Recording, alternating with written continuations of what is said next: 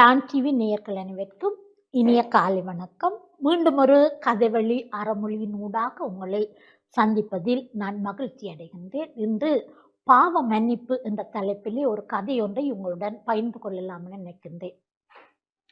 ஒரு ஊரிலே ஒரு தொழிலதிபர் ஒருவர் இருந்தார். அவர் நேர்மையான முறையிலே தன்னுடைய வியாபாரத்தை நடத்தி வந்தார். ஒரு முறை பெற்றோர் இல்லாத ஒரு சிறுவன் வந்து வேலை கேட்டபோது அவர் அந்த சிறுவனை தன்னுடன் வேலைக்கு அமர்த்தி கொள்கின்றார். பெற்றோர்கள் இல்லாதபடியால் தன் வீட்டிலே வைத்து தன்னுடைய பிள்ளையைப் போல் அவனுக்கு எல்லா சலுகையும் செய்து மிகவும் அன்பாக வளர்த்து வந்தார்.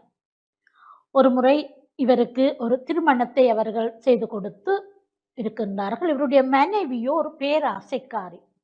ஒரு நல்ல பிள்ளையாக இருந்தவனை எவ்வளவுதான் உழைத்து கொண்டு போனாலும் அவள் திருப்திப்படுவதில்லை. ஆகவே அவளுடைய பேராசை இந்த கடையிலே இன்னும் வரை அந்த பொருட்களை தூக்க வைத்தது. ஆகவே இந்த மனைவியை திருப்திப்படுத்துவதற்காக அந்த கடையிலே சின்ன சின்ன களவுகளை தொடங்கினர். ஒரு முறை அந்த தொழிலதிபர் அதை கண்டு இவரை தண்டிக்கின்றார். ஒரு முதல் முறை இனிமேல் நீ இவ்வாறா செய்யாதே என்று சொல்லிவிடுகின்றார்.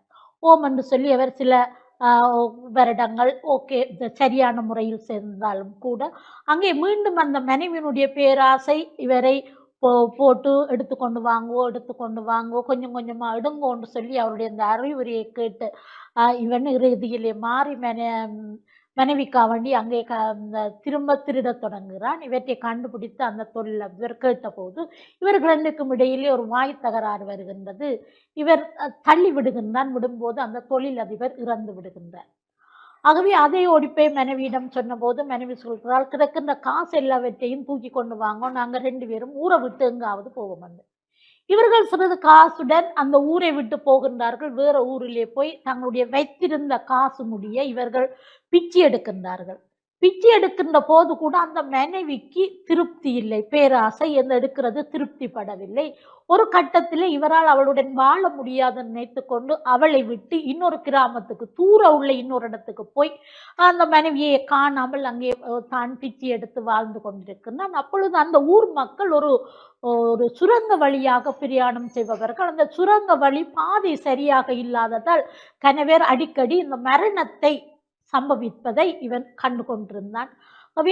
அவருடைய மனதிலே தான் தன்னுடைய முதலாளிக்கு துரோகம் செய்து விட்டேனே என்று சொல்லி ஒரு மனம் உறுத்தி கொண்டே இருந்தது. ஆகவே என்ன செய்கிறார் என்றால் தன்னுடைய தான் வேலைக்கு போய் தனக்கு தேவையானதை சாப்பாட்டுக்கு மட்டும் எடுத்துக்கொண்டு மிச்சத்தை தன்னுடைய கையாலே மம்பட்டி இதுகளை கொண்டு தான் அந்த சுரங்கத்தை தோண்டி கொண்டிருந்தார்.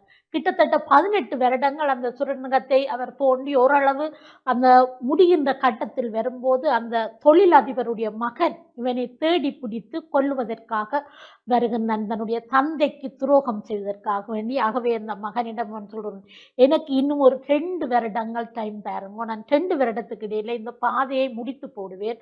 முடித்த பிறகு நானே என்னுடைய கொண்டு வருகின்றேன். உங்களை நீங்கள் உங்களுடைய கையால் நான் செய்த பாவத்துக்கு நீங்கள் என்னை கொல்ல வேண்டும். நான் உங்களுடைய தந்தைக்கு செய்த துரோகத்தை நான் நாளும் நினைச்சு அதனால் தான் நான் இவ்வாறு ஒரு பிராயச்சித்தத்தை செய்கின்றேன். இப்போ இந்த ஊர் மக்களை காப்பாற்ற வேண்டும் என்று சொல்கின்றேன் என்றான். சரி என்று அந்த தொழிலதிபருடைய மகன் ஒரு 2 வருடங்கள் டைம் கொடுக்கிறார். அது 6 மாதங்கள் இவனை தொடர்ந்து அவதானிக்கின்றார். உண்மையிலே இவன் சரியான கஷ்டப்பட்டு அந்த சுரங்கத்தை சுரண்டி இரவு பகல் என்று அந்த விழித்து அந்த சுரங்கத்தை தோன்றுற வேலையிலே அந்த பாதை அமைக்கின்ற வேலையிலே ஈடுபட்டு கொண்டிருப்பதை கண்ட அந்த தொழிலதிபரின் மகன் இவனுக்கு உதவி செய்கின்றான். இவனுடன் இணைந்து தானும் அந்த கல்லுகளை பொறுக்கி அதுகளை செய்து மண்ணை வெட்டி உதவி செய்கின்றான். ஒரு 2 வருடத்தில் அந்த சுரங்கப்பாதை பூர்த்தி அடைந்து விட்டது. ஆகவே இந்த சொல்கின்றான், என்னுடைய வேலை முடிந்து விட்டது. நான் செய்த பாவத்துக்கு நான் ஒரு பிராயச்சித்தம் தேடி வைக்க, இனி நீங்கள் என்னை கொல்லலாம் என்று அவனுக்கு முன் மண்டியிட்டு இருக்கின்றார். ஆகவே கொஞ்சம் இவனுடன் சேர்ந்து இவன் கொல்லாதவன் என்று வந்து ஆனால் அந்த 6 மாதங்களாக என்னை அவதானித்த பின் இவனுடைய அந்த செயற்பாடுகளை கண்டு மகிழ்ச்சி அடைந்த அந்த மகன் தகப்பனுக்கு நிச்சயமாக தகப்பன் இவரை மன்னிப்பார் என்ற ஒரு எண்ணத்திலே அவனுடன் இணைந்து செயற்பட்டவன். ஆகவே இவன் சொல்கின்றான், உன்னுடைய கடினமான வேலைகள், நீ செய்த தவறை உணர்ந்து நீ இவ்வாறு கடினமாக இனி மற்றவர்கள் சாகக்கூடாது என்பதற்கு நீ அந்த சுரங்கப்பாதையை அமைத்திருப்பாய். ஆகவே அப்பா நிச்சயம் உன்னை மன்னிப்பார். ஆகவே நான் உன்னை மன்னிக்கின்றேன் என்று சொல்லி அவன் சொன்னபோது இவன் அவனுடைய காலடியிலே விழுந்து மன்னிப்பு கேட்கின்றான். ஆகவே அன்பானவர்களே, நாங்கள் செய்கின்ற தவறுகளை நாங்கள் திருந்தி, நாங்கள் பேராசைப்படாமல் நாங்கள் செய்கின்ற சிலவழில் நாங்கள் ஒரு தவறு செய்துவிட்டால் அந்த தவறை நாங்கள் எப்போது திருந்தி நாங்கள் வாழ விழிக்கின்றோமோ அங்கே நாங்கள் ஒரு புது மனிதராக உருவெடுப்போம். ஆகவே நாங்கள் தேவையில்லாமல் நாங்கள் மற்றவருடைய பொருளுக்கு ஆசைப்படாமல் சரியான பாதையில் எங்களுடைய வாழ்க்கையை கொண்டு போகணுமானால் எங்களுடைய வாழ்க்கை நிச்சயமாக எங்களுக்கு நாங்கள் வாழ்க்கையில் வெற்றி அடையலாம். அவ்வாறு நாங்கள் ஒரு பாவத்தை செய்தோமானால் அதுக்கு பரிகாரமாக நாங்கள் நிச்சயமாக நாங்கள் செய்ய வேண்டும் என்று கூறி இந்த அருமையான வாய்ப்புக்கு நன்றி கூறி விடைபெறுகிறேன். நன்றி.